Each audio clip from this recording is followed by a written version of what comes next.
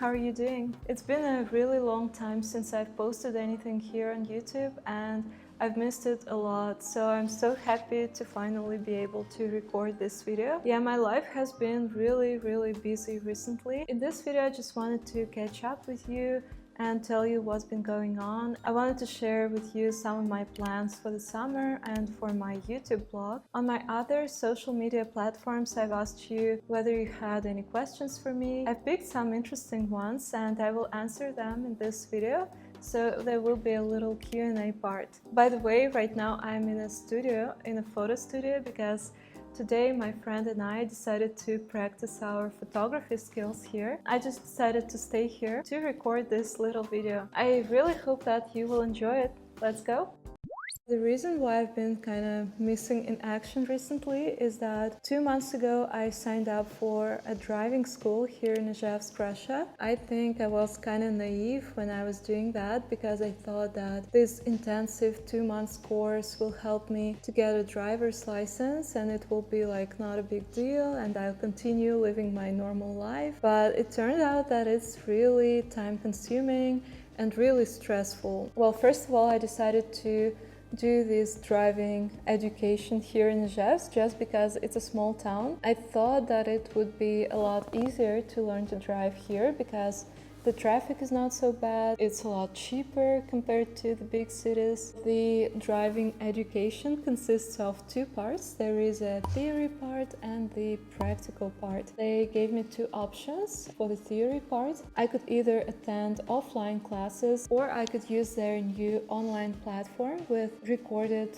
video lessons. Yeah, I just thought that that format would be a lot more convenient for me, because I could do that whenever I want. I think that my school has been really supportive. If I had any questions about the theory, I could just text the teacher and he would send me little videos with a personalized answer. The theory part is also kind of controversial. I think that there are too many questions. There are like 800 questions overall that you have to learn. The point of all of that is to sit a theory exam where you go to your school and they give you 40 questions about the theory of driving. If at least one answer is incorrect, you fail the test and then you do it again the next day or whenever. Fail!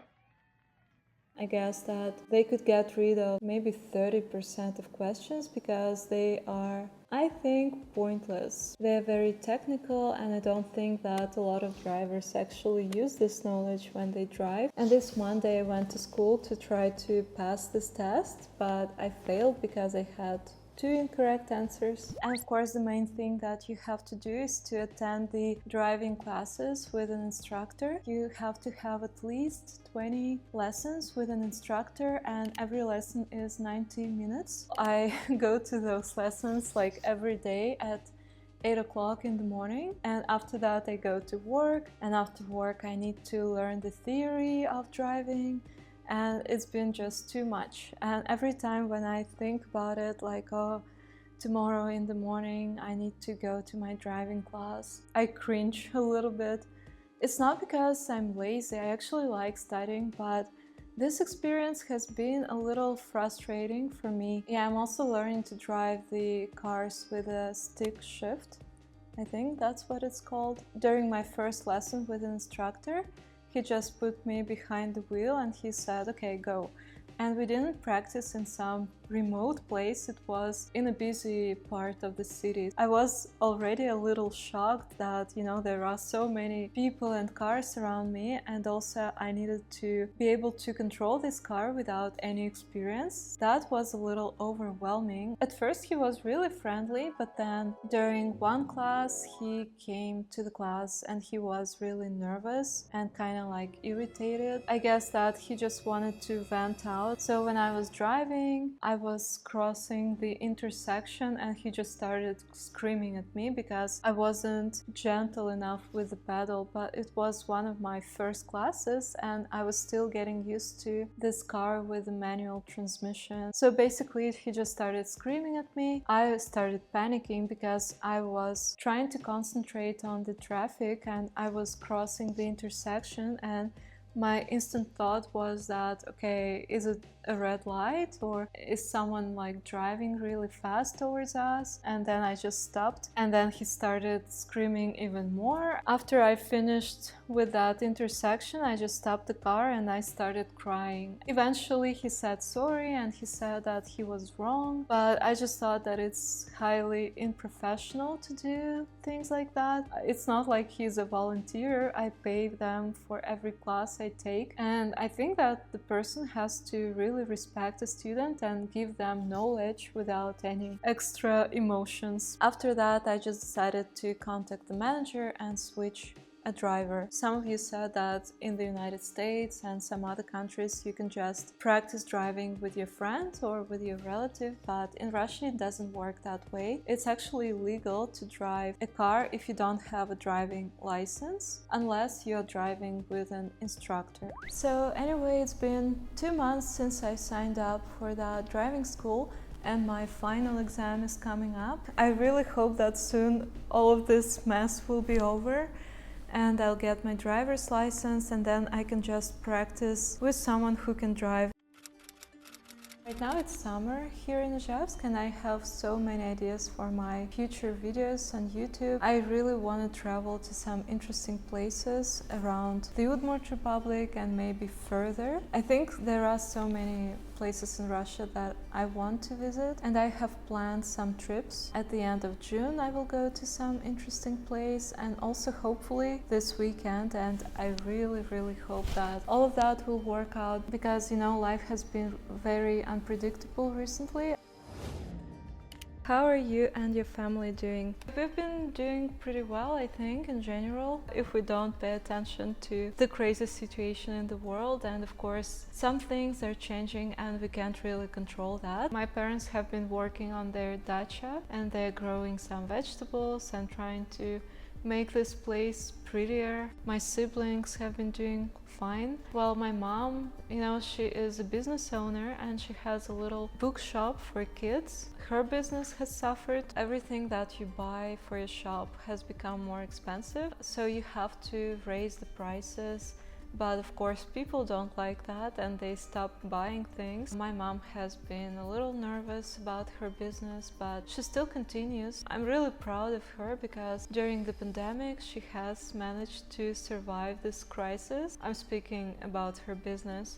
And now the times are really challenging. I'm really looking up to her. I like people with this growth mindset that are not afraid of challenges and just, you know, keep doing their things and the things that make them happy and that are meaningful. The only negative thing, I guess, that's happened is connected to my cat who lives with my parents. My cat is really old. She's 21 years old. When we got her, I was a little girl. She's been with us for a very long time and she's become part of our family. And a couple of weeks ago she got really sick and she stopped eating. She was just drinking. She was lying in bed all days long, and it was like that for around 5 days, and we thought that she was not gonna make it. She had a tumor on her belly. We didn't take her to the vet because before she had that issue, and we tried to have a consultation with a vet, but they said that, you know, it didn't make sense to perform a surgery on her because she was already too old, and they said that she wouldn't make it. So we just had to deal with it, and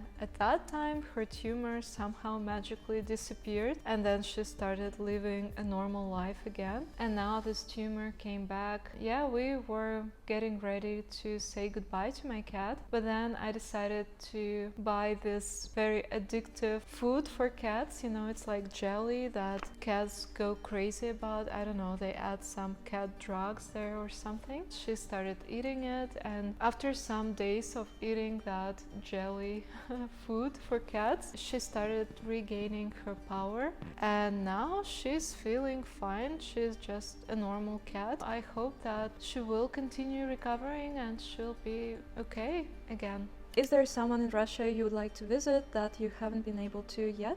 And why? Well, the only people that come to my mind are my friends in St. Petersburg. Before the pandemic, I had lived in St. Petersburg for 8 years, so I have some really good friends there, but my life has been kind of crazy for the last 2 years. That's why I decided to stay here in Izhevsk for some time, just because my family was around. They've been really supportive and they helped me to go through this. I have to say that here in Izhevsk I've met some really amazing people. I have restarted my hobbies like dancing. While staying here in Izhevsk, I've had more free time and I started going to dance classes like every day almost. So that's been good. But yeah, I just love St. Petersburg. I think it's a really great, amazing city with so many creative and open-minded people. I think that, yeah, it would be nice to come back there. I don't know for how long.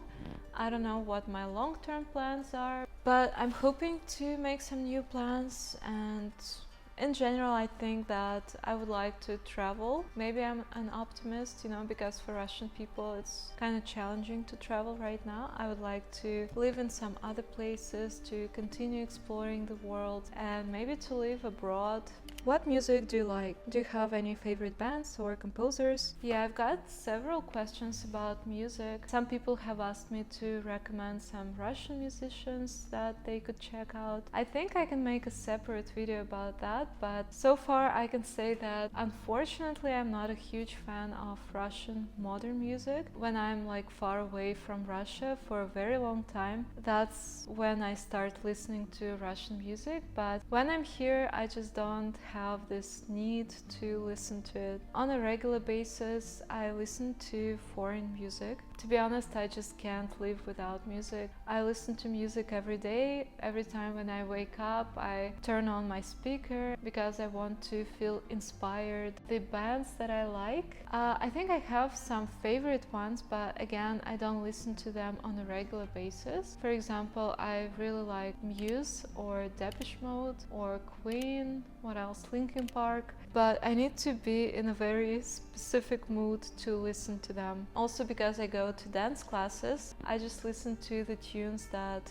they play during our trainings. They're usually like American pop songs. As for the Russian music, I really enjoy Russian classical music. In June, here in Izhevsk, there will be Tchaikovsky festival. I made a video about Tchaikovsky here on my channel because he was born in the Udmurt Republic where I was born. There is a special festival every summer. Famous musicians from Russia and from abroad, they come to Izhevsk and to other small towns in the Udmurt Republic. They play Tchaikovsky's music. I really hope that I'll be able to go to this festival this summer, and maybe I can make a video for you about that. And maybe I can make a video with some other Russian people who can talk about their favorite Russian music, because again, I'm not an expert in Russian music, but I think there are some really amazing Russian artists. What are the best qualities of Russian people in comparison to the European, US people? What are their main flaws? Okay, that's a really philosophical question. I don't like to make generalizations about people because I think that every human is unique and there is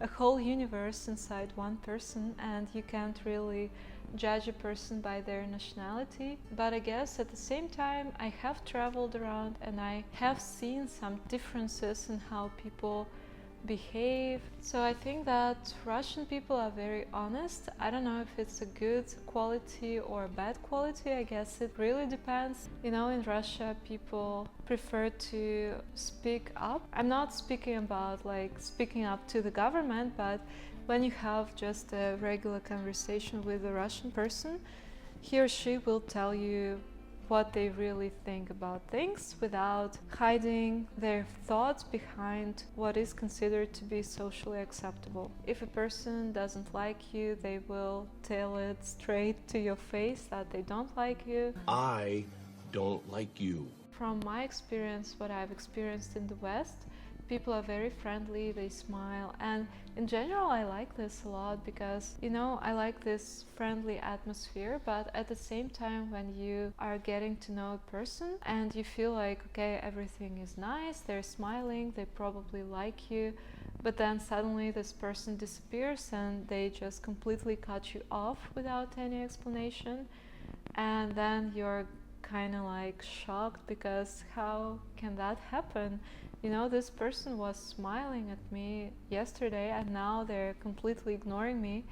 And I think it's all because people just can't tell you that they don't like you. And for me, it's kind of confusing. Yeah, in general, I think that Russian people are very hospitable. Maybe they can come across a little grumpy at first, just because maybe they don't smile in public, they don't smile to strangers in general. Again, I'm not talking about all people, because I personally smile. Maybe it's the Western influence. In general, yeah, people don't smile because they don't see a point. They will not fake their emotions usually. Why would I smile to a stranger if I don't really know that person? I don't really know what to expect from that person, and I will just have a poker face. If I like the person, I will start smiling. What I'm trying to say is that at first they can be a little bit cold, but if you really get to know them and if you have a special connection to a Russian person, they will open up. And I think that many Russian people have a really big heart. They're warm and friendly.